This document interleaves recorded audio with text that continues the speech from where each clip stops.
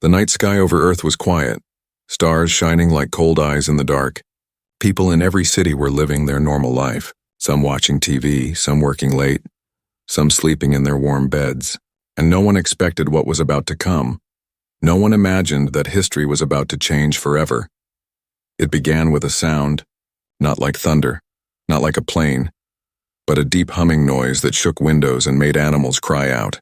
People ran outside pointing to the sky, and there it was. A giant ship, black as shadow, larger than any mountain, slowly moving above the clouds. The world stopped. Cameras turned upward. News reporters shouted in fear. Children cried, and the internet exploded with questions. What is this? Who are they? What do they want? The ship opened in the middle. A glowing light spread across the night, and a voice filled the air, not from speakers, not from radios, but directly into every mind on Earth, a voice powerful, cold, and heavy with authority. Humans of Earth, the voice said, your time of hiding is over. Your world is under the eyes of the royal empire of Valora. You will listen and you will obey. People fell to their knees. Some prayed, some screamed. Governments tried to send out warnings. Armies raised weapons, but it was useless. The ship's power was beyond anything Earth had ever seen. The voice continued, slow and cruel like a king speaking to slaves. Your planet is weak, your armies are small, your weapons are nothing before us. But we did not come to destroy. We came with a command, a royal decree from our king. In every home, every street, every office, people listened, hearts beating fast. No one dared to breathe. One human male will be chosen, the voice said. He will breed with the royal daughters of Valora. He will serve as the seed for our future. This is the command of our king. This is the law. If you refuse, your world will burn, your oceans will boil, and your cities will fall to ash. The silence that followed was worse than the words. For a moment the whole planet froze, then the shouting began. What? Did he say breed? Did he say with their daughters? The madness spread like fire. Some laughed in disbelief, some cried in fear. Leaders gathered in secret rooms. Military generals demanded action. Scientists tried to find meaning, but there was no mistake. The message was clear: obey or die. In a hidden bunker, world leaders spoke over secure channels. The president of one nation slammed his fist. We cannot agree to this. It is slavery. It is madness. But another leader whispered, if we refuse, billions die. Maybe it is better to sacrifice one. The room fell into chaos. Voices raised, fear drowning reason. Meanwhile, on the streets, ordinary people argued. Some shouted that humans must never bow. Some shouted that survival is more important than pride. Others asked, why would aliens want this? Why not just destroy us? No one had answers, only fear.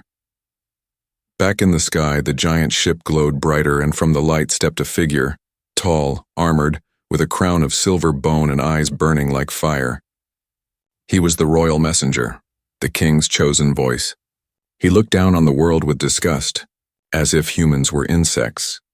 You have 7 cycles of your sun to prepare, he declared, his voice shaking mountains. We will come to take the chosen one. You will not decide who it is. The king himself will choose, and once chosen, there is no escape. The messenger raised a staff. The sky cracked with lightning, and then the figure vanished. The ship closed, but it did not leave. It remained above Earth, watching, waiting. A shadow over every country. Fear spread deeper. Some whispered that maybe the chosen man would become a king himself, father to alien royalty. Others whispered he would be a slave used and discarded. And some even believed the aliens were lying, that the breeding was only a trick for something worse.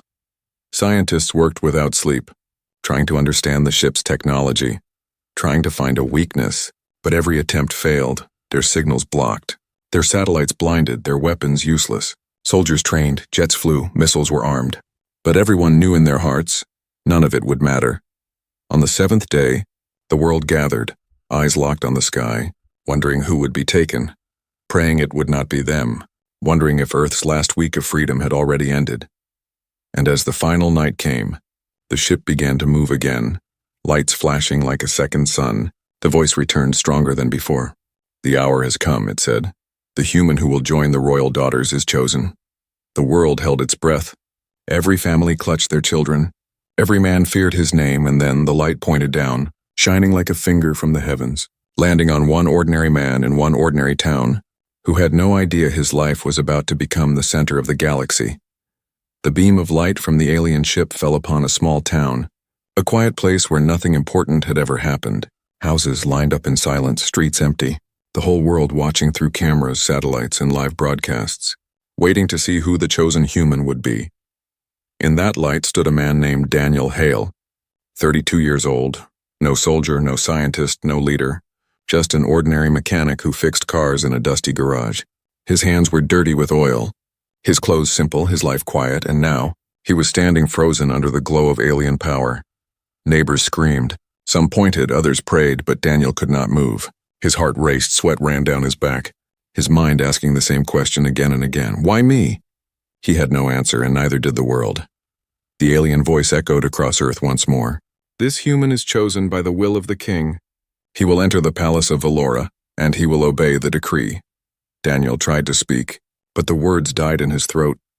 He wanted to say no, he wanted to run, but his feet were locked in the light, his body frozen like stone. A moment later, a tall figure of alien soldiers appeared, silver armor glowing, eyes hidden behind masks. They walked toward him, ignoring the cries of his neighbors, ignoring the desperate shouts of people recording with shaky phones. The soldiers surrounded him. One touched his shoulder with a staff, and instantly the light swallowed Daniel. His town disappeared, the earth below vanished, and in the blink of an eye he was standing inside the alien ship. The air smelled different, cold and sharp. The walls shined with strange symbols.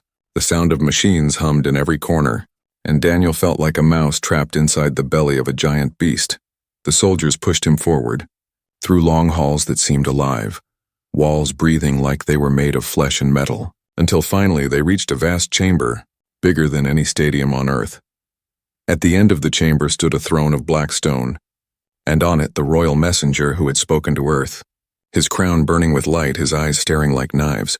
Around the throne stood other aliens, tall and proud, dressed in robes of silver, whispering in their strange language, their eyes fixed on Daniel like he was not a man, but an animal. This is the human, the messenger said, his voice deep, chosen by the king not for strength, not for wisdom, but because fate itself has marked him. Daniel wanted to shout, wanted to ask why, wanted to demand answers, but his mouth refused to open, fear choking him, his body trembling. The messenger raised his hand and the alien crowd fell silent. You will not resist, he said. You will not fight. Your life is now bound to the royal bloodline.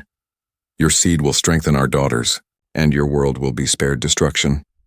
At those words, Daniel's anger sparked a small fire in the middle of his fear. He finally found his voice, his words shaking but strong. I didn't choose this, he said. I'm not your slave. The chamber gasped, whispers rising like a storm. No one had ever spoken against the decree. No one had dared to defy the royal voice. The messenger's eyes narrowed, his lips curling into a cruel smile. Brave words from a fragile creature, he said. But bravery will not save you, human. Only obedience will. The soldiers dragged Daniel away deeper into the ship, through another set of doors that opened with a hiss, and there, he saw them for the first time. The royal daughters. 7 tall figures stood in a circle, each one different, each one strange and beautiful in alien ways. Their skin shimmered like starlight, some blue, some silver, some pale as glass, their eyes glowing with colors Daniel had no name for, their hair flowing like liquid metal. But their faces were not the same.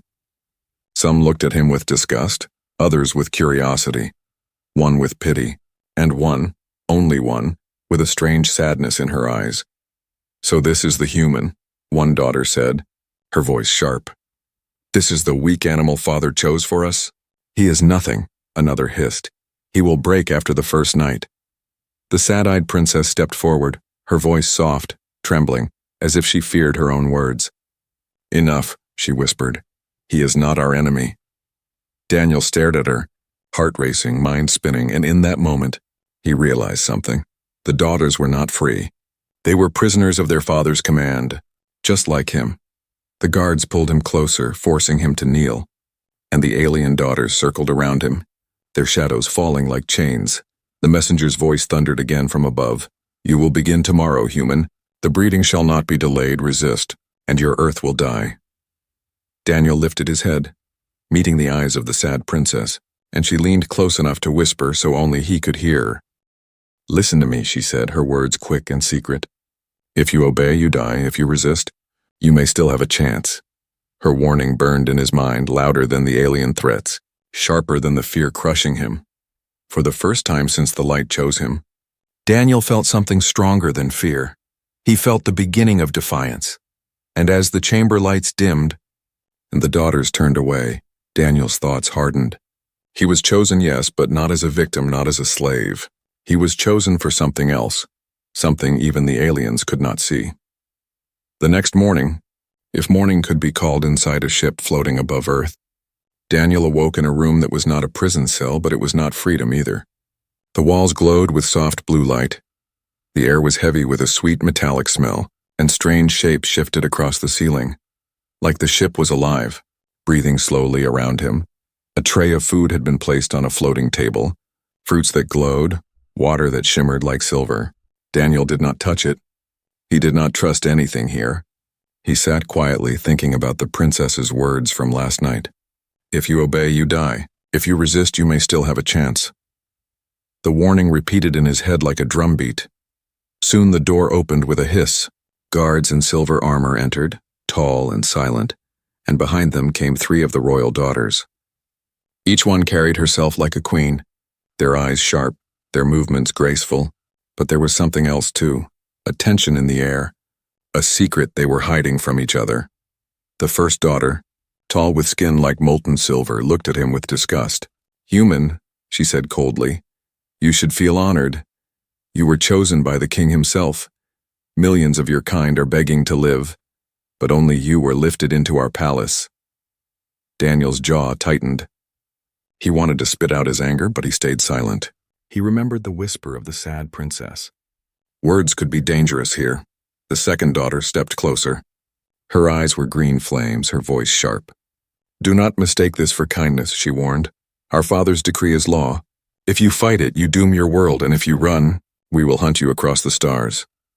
Daniel met her eyes, but still said nothing. Silence, he realized, could be a weapon too. Then the third daughter spoke. She was smaller, her skin pale blue, her voice softer, almost trembling. You do not belong here, she whispered. Glancing at the guards, making sure they were not listening. You are not here to save your world, you are here to die for it. The words sent a cold chill through Daniel's spine. He looked at her, searching her face, and for a moment, he saw the same sadness he had seen in the princess last night. The guards ordered him to stand, and the daughters circled him like hunters testing their prey. Daniel felt their eyes cutting into him, measuring his strength, measuring his fear. He clenched his fists, forcing himself to breathe steady. Tell me, human, the silver-skinned daughter demanded. Do you think your life has value here? Do you think you are more than a tool? Daniel finally spoke, his voice steady but low. I think my life is mine, he said, and I won't give it to you so easily. The daughters hissed in anger, except the pale blue one. Her lips trembled, and she lowered her gaze. The guards dragged him back to his chamber, but as they left, Daniel noticed something. A small piece of cloth had been slipped under his sleeve. When the guards were gone, he pulled it out. It was soft purple, stitched with a single alien symbol. He did not know what it meant, but he knew who had given it. The pale blue princess. That night, as Daniel tried to sleep, the air shimmered and a hidden door in his chamber opened. A shadow slipped inside. It was her, the princess with sad eyes, the one who had whispered to him before. Do not speak loud, she warned. The walls listen, the guards watch. But I must tell you the truth. Daniel sat up, his heart pounding. Why me? He asked in a whisper. Why would your father choose me? The princess looked down, her voice shaking. Because human blood carries something our kind lost long ago, she said, freedom. My father hides it from the people, but he knows if human and Valoran blood mix, his control will weaken. He fears it, but he also needs it. Daniel frowned. So this decree, it's not to save my world, is it? She shook her head, tears shining in her strange glowing eyes. No, human, it is to chain you, to kill you slowly once you are no longer useful. My sisters do not see it, but some of us know, and the king is lying to everyone. Daniel's breath grew heavy. His suspicion was true. This was not honor, not survival, it was a trap. Why are you telling me this? He asked. The princess leaned closer, her whisper urgent. Because I cannot obey him any longer, and because you may be the only one who can break his power. But you must be careful, even my sisters cannot all be trusted. Some will protect you, others will destroy you. You must learn who is friend and who is enemy. Before Daniel could reply, the door hissed open again. Guards stormed inside, light flashing, weapons raised. The princess slipped back into the hidden door, vanishing into the shadows just in time. The guards shouted, "Human, tomorrow begins the ceremony, you will be prepared." Daniel's heart pounded. Ceremony. The word dripped with danger. He clenched the piece of purple cloth in his fist, his only proof that not all the princesses were against him. As the guards left, Daniel sat alone in the glowing room, his thoughts racing. The daughters had secrets, the king had lies, and his own life was caught between them. For the first time, he realized this was not only about survival, it was about uncovering the truth. And truth, he felt, was more dangerous than any weapon. The ship hummed around him, alive and watching, and Daniel whispered to himself, "If this is a game, I'll play it." But not as their slave, and far away, hidden behind walls of silver and shadows, one princess listened, her sad eyes glowing with hope that maybe, just maybe, the human could do what no Valoran dared, break the king's decree. The day of the ceremony arrived, though no one told Daniel what it truly meant. Guards came early, their silver armor shining like mirrors, their weapons humming with energy. They took him from his chamber, through long corridors that seemed endless, until they reached a vast hall lit by floating crystals. Aliens gathered there, nobles of the Valoran court, tall and elegant, their eyes burning with pride and cruelty. At the center of the hall stood the royal daughters dressed in robes of silver fire. They looked like living statues, but Daniel noticed their expressions. Some looked cold, others curious, and the sad-eyed princess avoided his gaze as if afraid to reveal too much. The royal messenger raised his staff. "Today," he declared, "the human begins his duty. The king's command is law. He will obey and earth will be spared." Daniel's heart pounded. He thought of the princess's warning. "If you obey, you die." He could not let them see fear. So instead of bowing, instead of trembling, Daniel did something no one expected. He laughed. The sound echoed through the chamber, sharp and defiant. The nobles hissed, the daughters frowned, the guards raised their weapons. "What is this?" the messenger demanded. Daniel met his burning eyes. "You call me weak, but you fear me enough to drag me here. That means I am stronger than you think." The hall erupted in outrage, voices hissing, hands pointing. But Daniel's words had already struck something deep. For a moment, even the daughters looked unsure. The messenger snarled, "Arrogance will not save you, human." Daniel answered calmly, "Maybe not, but fear won't save you either." The guards seized him, dragging him back to his chamber after the ceremony ended in chaos. But Daniel had learned something important. Words could shake them. These proud aliens, with all their ships and weapons, could still be unsettled by a simple human refusing to kneel. That night, Daniel began to plan. He had no guns, no tools, no soldiers. But he had a mind, and he had something the aliens underestimated: human stubbornness. He studied his chamber carefully. The walls glowed, but when he pressed his ear against them, he heard faint vibrations. Machines humming like a heartbeat. The ship was alive, but alive things could be hurt. He tested the food they gave him, dropping pieces onto the glowing floor. Some of the fruit melted quickly, burning small marks into the surface before the ship repaired itself. Daniel smiled. Weakness, even a small one. When the guards weren't watching, he tapped out small patterns on the floor with his heel, like Morse code. He didn't know if Earth could hear, but he hoped some satellite, some hidden radio would pick up the strange rhythm. If Earth was listening, they would know he was alive. Days passed, and Daniel kept playing his quiet game. The guards thought he was restless, pacing like an animal. But he was testing them, learning their routine. They changed shifts at the same time every day. The patrols circled the halls in patterns. Even alien discipline could be predicted. Then came the chance he had been waiting for. One night, the sad-eyed princess returned, slipping through the hidden door. "You are reckless," she whispered. "The court is furious. They want you punished." Daniel leaned closer, his eyes sharp. "Then help me," he said. "If your father fears me, there must be a reason. Tell me what he hides." She hesitated, her glowing eyes full of conflict. Then she whispered, "Valoran power comes from the crown. It is not only a symbol. It controls us. Without it, my father's grip would break." Daniel's breath caught. A crown that controlled an entire empire. That was the key. "And where is it kept?" he asked, her lips trembled. "Always on his head. Day and night. But if it were ever removed even for a moment, Daniel finished her thought, then your people would be free. She nodded, fear shining in her eyes. But you cannot take it. To touch the king is death. Daniel's mind raced. He knew he could not defeat the king with strength. But maybe with cleverness, maybe with human trickery, he could find a way. The princess pressed something into his hand, Reichun, a small shard of crystal, glowing faintly. Hide this, she said. It is a fragment from the throne room. It can cut the living walls of the ship. Use it wisely. Before the guards returned, she slipped away, leaving Daniel with the shard. He hid it under his sleeve, heart pounding. For the first time, he held a real weapon. The next day, the ceremony continued. The aliens watched him closely, waiting for obedience, but Daniel did not kneel. Instead, he stared at the daughters one by one. Some glared back, but a few looked away, uncertain. Doubt was spreading among them. The messenger shouted, "Human! Submit or your world burns." Daniel smiled coldly. "If you kill me, you kill the only chance your king has." Maybe he should be the one afraid. Gasps filled the hall. For the first time, Daniel saw it. Not just anger in their eyes, but fear. Real fear. And in that moment, Daniel understood something powerful. He might be only one man, trapped in the heart of an alien empire, but he had found the crack in their armor. He was not just chosen. He was dangerous. The days after the ceremony were heavy with silence. Daniel was not punished, though he had defied the messenger. Instead, the aliens watched him more closely, as if waiting for him to make a mistake. Guards followed his every step, and even his sleep felt poisoned by unseen eyes. But Daniel had something new now, the shard of crystal hidden in his sleeve and the secret of the king's crown. He tested the shard at night when no one was watching. It cut the glowing walls of his chamber, leaving scars before the ship healed itself. He could not break free yet, but it gave him hope. A small piece of resistance in a place built to crush him. One evening, the hidden door opened again. Not one princess this time, but three. The pale blue one with sad eyes, the smallest one with hair like silver fire, and another with dark skin that glimmered like glass.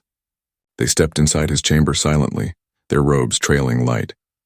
Daniel rose quickly, tense, ready to fight if he had to, but the sad-eyed princess raised her hand. "Do not fear," she whispered. "We came to speak, not to harm." The silver-haired one looked at him with sharp eyes. "You are reckless, human," she said. "Your defiance spreads whispers in the palace. Some call you a fool, others call you a spark. Which are you?" Daniel stood tall, though his heart pounded. "I'm just a man who refuses to kneel," he said. The glass-skinned princess tilted her head, studying him. "Perhaps that is what we need," she murmured. The sad-eyed one stepped closer, her voice trembling. "We cannot speak long. If father knows, we will die. But you must understand, not all my sisters are loyal. Some dream of freedom, others dream only of power. You must choose carefully who you trust." Daniel's mind spun. He had suspected it, but hearing it from their own lips was different. The daughters were divided. Not a single wall of loyalty, but cracks waiting to split. "Then tell me," Daniel said. "Why risk coming here? Why help me?" The silver-haired princess sneered. "Because the king thinks he is eternal, but he is only a man with a crown. That crown poisons us, chains us. If it is destroyed, Valora can breathe again. We cannot touch it. We are bound." "But you—" She leaned closer, eyes burning. "You are not bound." Daniel felt the weight of her words. A single man against an empire, a single chance to break the chain. But before he could reply, the glass-skinned princess spoke. "There is more you must know. My sisters are not united. Some will betray you to win father's favor. If you are to survive, you must make us believe in you. Show us that humans are not weak." Daniel nodded slowly. "Then help me. Give me something I can use." The silver-haired princess pulled a small device from her robe. It looked like a black stone pulsing faintly. "This is a key," she said. "It opens hidden doors in the palace. Use it and you may reach places even guards cannot go. But be warned. If father senses it, he will kill us all." Daniel took the stone carefully, hiding it in his sleeve with the shard. His heart burned with both fear and determination. 2 gifts, 2 weapons. The sad-eyed princess touched his hand lightly, her voice soft. "We risk everything speaking to you. Do not waste it." The hidden door opened again and they vanished like shadows. Daniel was left alone, holding the stone, his mind racing with possibilities. That night he tested it. He pressed the stone against the wall, and a section slid open silently, revealing a narrow passage glowing with dim light. Daniel stepped inside, heart pounding, every muscle tense. The passage stretched like a maze. Strange symbols glowed on the walls, and the air was thick with the hum of alien power. He walked carefully, memorizing turns until he found himself looking down on a vast chamber. It was the throne room. From the shadows, Daniel saw the king himself. Tall, towering, his crown blazing like fire, his eyes cold and merciless. The royal daughters knelt before him, their faces lowered. His voice thundered through the chamber. The human grows bold. He believes he has strength. He must be reminded of his place. Tomorrow he will be tested. The daughters bowed in silence, though Daniel noticed something. The sad-eyed princess's fists clenched, trembling with hidden rage. Daniel slipped back through the passage, heart hammering. A test. Whatever it was, it would be deadly. But he was not the same man who had been dragged from Earth. He had weapons now, allies, and knowledge. Back in his chamber, Daniel whispered to himself, "Let them test me. I'll show them what a human can do." Far away in the hidden corners of the palace, the rebel princesses whispered too.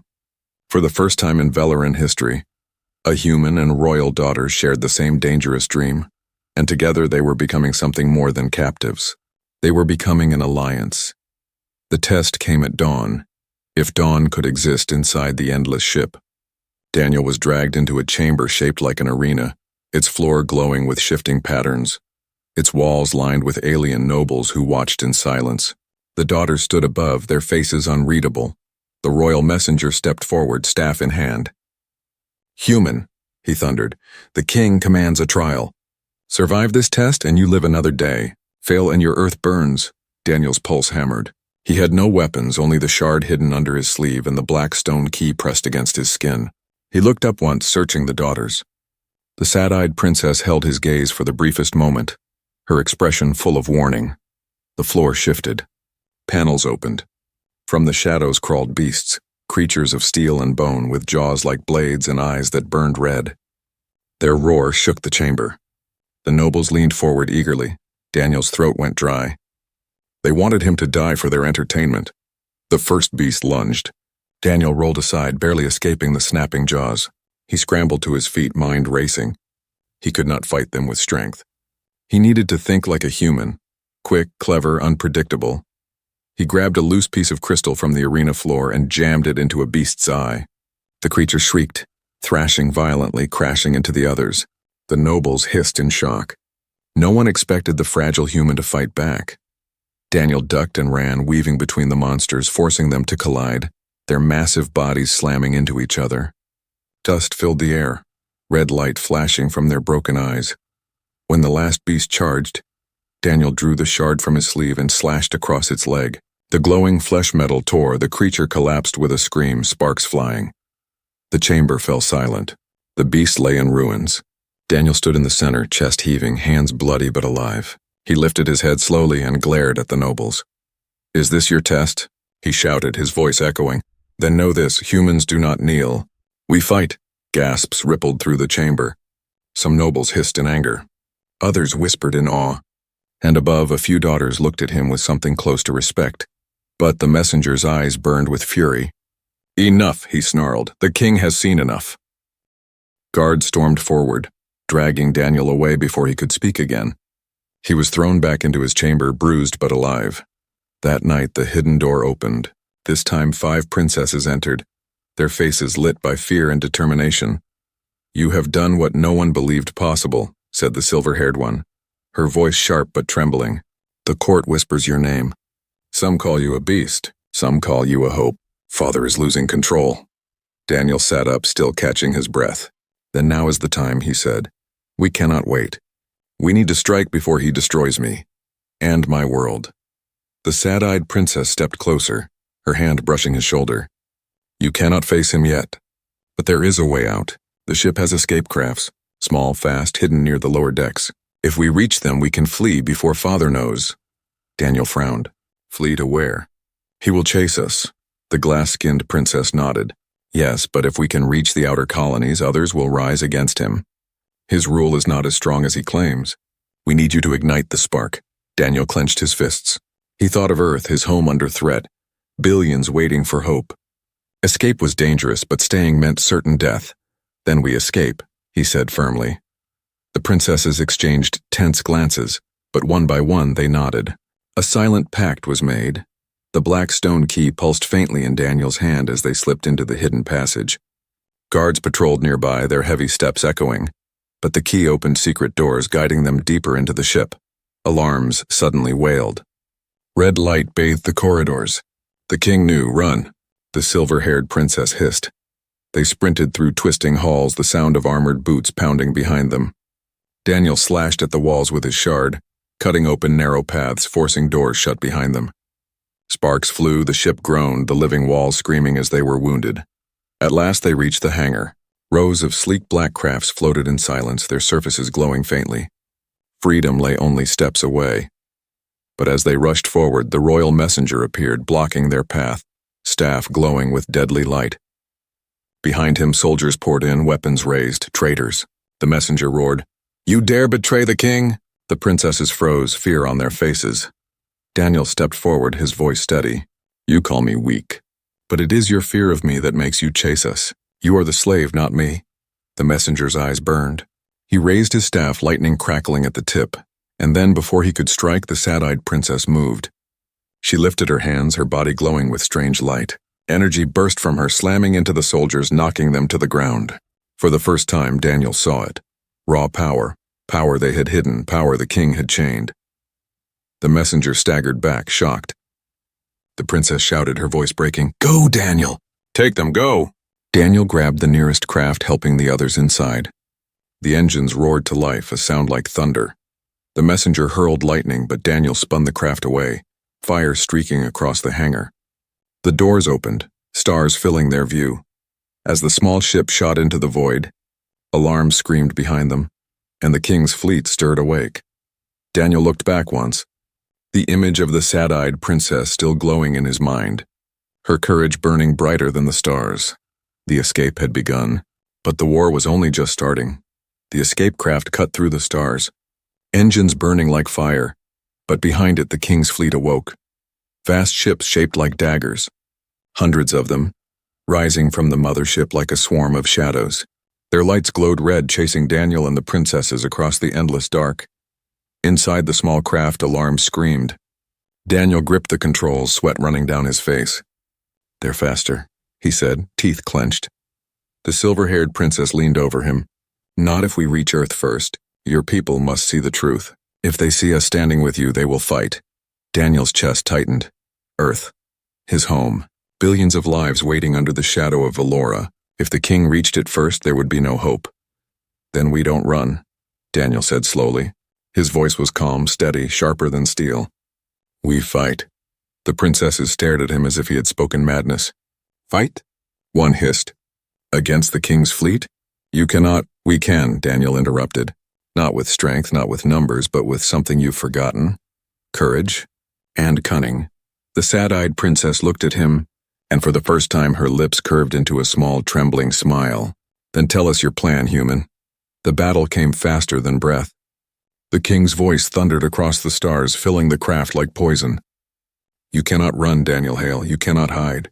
You will kneel, or your world will burn. Daniel stared out at the fleet, his jaw set. Not today. He activated the stone key, pressing it against the ship's console. The craft shuddered, systems unlocking, hidden functions revealed. The alien princesses gasped as the craft's panel shifted, revealing weapons they never knew existed. This was never just an escape pod, Daniel said. It was a weapon hidden in plain sight. The silver-haired princess's eyes widened. Father never told us. Of course he didn't, Daniel cut in. Because he feared you might use it. The first enemy ship fired. A beam of red fire streaked across the void. Daniel yanked the controls, the craft spinning, the beam missing by a breath. He fired back, the hidden cannons roaring, slicing through the enemy's hull. The ship exploded, a flower of fire in the black sky. The daughters cried out in shock. One ship destroyed. The fragile human had struck the Valoran fleet. But more came, dozens, hundreds, surrounding them like wolves around a lone deer. Daniel's hands moved fast, his mind sharper than ever. He darted the craft through narrow gaps, forcing the enemy ships to collide, using their size against them. Two more exploded, debris scattering like sparks. The sad-eyed princess leaned forward, her voice urgent. Daniel, you cannot win like this. There are too many. Daniel's eyes burned with fierce light. I don't need to win every fight. I just need to show Earth it can be done. On Earth, every screen, every satellite, every radar showed the battle above. The people saw one small ship defying an empire. They saw Daniel Hale, an ordinary man, standing against the king's fleet. And something shifted in their hearts. Fear turned into fire. Across the world, armies moved, scientists scrambled, citizens rose. Humanity was no longer waiting to die. They were preparing to fight, but in the stars the king himself appeared. His throne ship moved forward, black as night, the crown on his head blazing like a star. His voice shook the void. Enough. You are nothing, Daniel Hale. A broken tool. I end this now. The throne ship charged its main weapon, energy swirling like a sun about to explode. The princesses gasped, fear choking them. That blast will destroy everything, the silver-haired one cried. Daniel reached into his sleeve. The shard of crystal. The gift from the sad-eyed princess. His only chance. Then we end it first, he said. He slammed the shard into the console, cutting deep. The craft screamed, systems breaking, power surging wildly. The stone key pulsed, connecting to the throne ship through its own hidden link. For a moment, Daniel felt it. The pull of the crown, the pulse of its control, the chains binding every Valoran. He gritted his teeth and shouted into the fire of the machine. No more chains. No more kings! The shard cut deeper, the key glowed brighter, and suddenly the crown's power flickered. The king staggered, his eyes wide. The energy beam faltered. The princesses gasped, clutching their heads. For the first time in their lives, the weight pressing on their minds vanished. The chain was broken. The silver-haired princess rose, her voice fierce. Sisters now! Together they unleashed their hidden power. Energy bursting from their hands, striking the throne ship. Freed from the crown, their strength was no longer bound. The throne ship shook, its black hull cracking. The king roared in fury, his voice breaking. You cannot, but his words ended in fire. The crown shattered, exploding in light, and the throne ship tore apart, fragments scattering across the stars. Silence followed. The fleet drifted aimlessly, its soldiers no longer bound by the king's command. Some lowered their weapons, some fled. Inside the small craft, Daniel slumped back, his body weak, his hands burned from the shard's energy. The princesses gathered around him, their eyes wide with awe. You did it, whispered the sad-eyed one. Her hand touched his shoulder gently. You broke the chain. Daniel looked at her, a tired smile on his lips. No, he whispered, his voice fading. We broke it. Together. On Earth, cheers erupted. Humanity had seen it. The king was dead, the crown destroyed. The impossible had been done, but in the stars, silence lingered. The empire was broken but not gone. Shadows remained, and Daniel Hale, the mechanic chosen by fate, knew this was not the end. It was only the beginning of something greater, a war not just for Earth but for freedom across the galaxy.